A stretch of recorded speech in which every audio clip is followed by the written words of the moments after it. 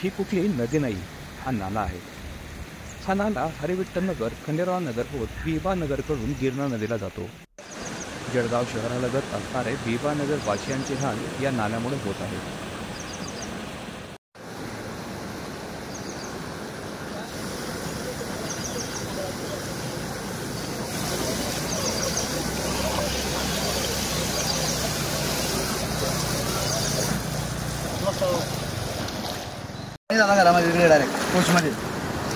घरामध्ये फक्त एक स्टेप बाकी पाणी। या ठिकाणी पावसाळा आला म्हणजे येथील नागरिकांच्या मनात धडकीच पडते।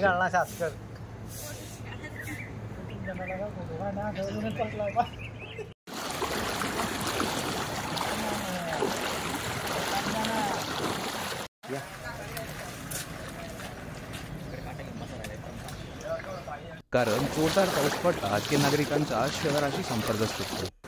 या ठिकाणाहून जाणाऱ्या नाल्यामुळे नागरिकांना अनेक वर्षांपासून त्रास सहन करावा लागत आहे।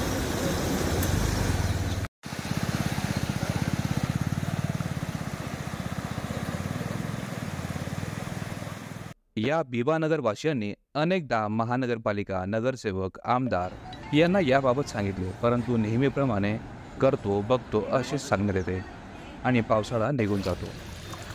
रघुनाथ पाटील, हा जो नाला आहे सरकारने खूप वरून येतो, जसं खंडेराव नगर, हरिविठ्ठल नगर कॉलनी, तिकडनं सगळ्यात वरून हा नाला या साईडला येतो आणि पूर्ण तिकडचं पाणी आमच्याकडे येतं सर।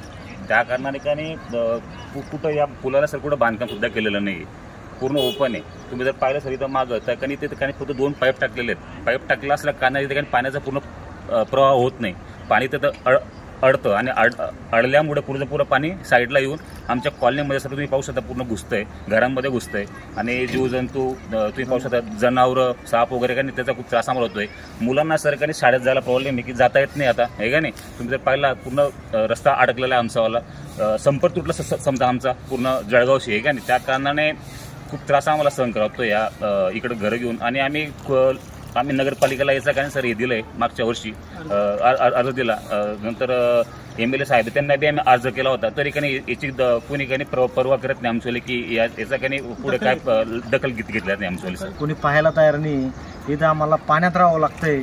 रात्री जर आम्ही झोपेच्या भरामध्ये जर झोपमध्ये राहिले आणि जर पाऊस आला तर आम्ही काय इथं मरायचं का या क्षेत्रामध्ये? इथं आमचं प्रशासनाने काहीतरी इथं जिम्मेदारी घ्यावी असं आम्हाला वाटतं। मात्र या ठिकाणी रहिवास करणाऱ्या नागरिकांचा या त्रासापासून कधी सुटका होईल देवच जाणे। जसं मानणं आहे की हा जो माझ्या पाठीमागे जो नाला आहे, या नाल्याला आधी संरक्षण भिंत होती।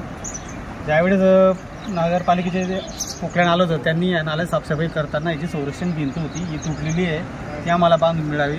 खाली जे पोद्दार जी शाळा आहे तिथे जो पाण्याचा प्रवाहाचा जो रस्ता आहे तो रुंद स्वरूपाचा आहे, तिथे काहीतरी शासनाने उपाययोजना करून त्याला प्रवाहाला काहीतरी चालना द्यावी, तिथे काहीतरी सुधारणा करावी, मोरीला ती सुधारणा करावी। आणि परत तिथे पण आम्हाला अडचण होते, माझ्या पाठीमागे इथे याला पण आम्हाला मोरी नसून तिथं पाईप आहेत तिथं, तर आम्हाला तिथं मोरी करून हवी आहे। आणि तिथं आहे पाणी साचतं, तिथे पाणी साचल्यामुळे ते जे पाण्याचा प्रवाह आहे थांबल्यामुळे इथे वरती पाणी साचलेलं आहे।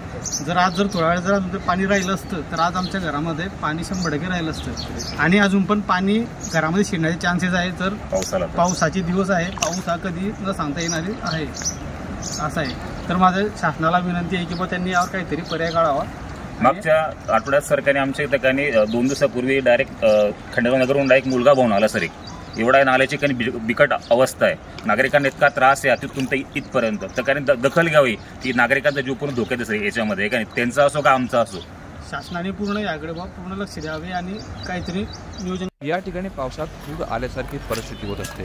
घरांच्या चहूबाजूंनी पाणी भरलेले असल्यामुळे पाण्यात निघणारे साप अनेकांच्या घरात आढळले आहेत। गेल्या काही दिवसांपूर्वी याच नाल्यात एक लहान मुलगा वाहून देखील आल्याची घटना घडली होती।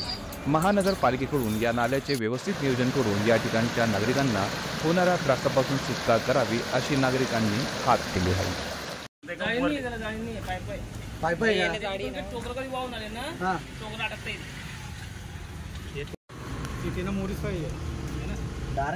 पूल पाहिजे लाडी प्रशासनास अशी विनंती करतो की या नारायणनगर रहिवाशांना खूप त्रास आहे या नाल्याचा। 2 वर्षापूर्वी एक तिथं नाल्यात म्हैस अटकली असल्या कारणामुळे आमच्या घरामध्ये पूर्ण पाणी भरलेलं होतं। आणि आत्ता पुन्हा आणखी एक 8 दिवसापूर्वी हरिविठ्ठल नगरमधून एक लहान बाळ 6 वर्षाचा बाळ तो वाहत आल्यामुळे त्या इथं पोद्दार शाळेजवळ तिथं एक खिडकी छोटीशी, तर त्या खिडकीमध्ये तो अडकलेला होता. तर जेणेकरून प्रशासनाने योग्य नियोजन करून आमचं संरक्षण करावं. उद्या उठून येणारी जी आपत्ती ती आमची थोडं लक्ष देऊन तेवढी पूर्तता करावी.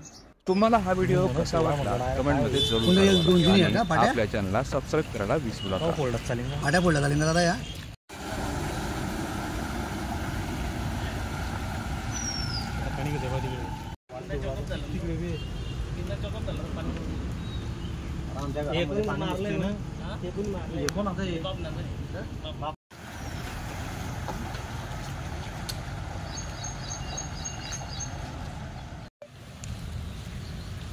काय कमी होणार ते सांगा बाबा. इथे राहणार छोटीशी नाली संध्याकाळी पाणी पडला तर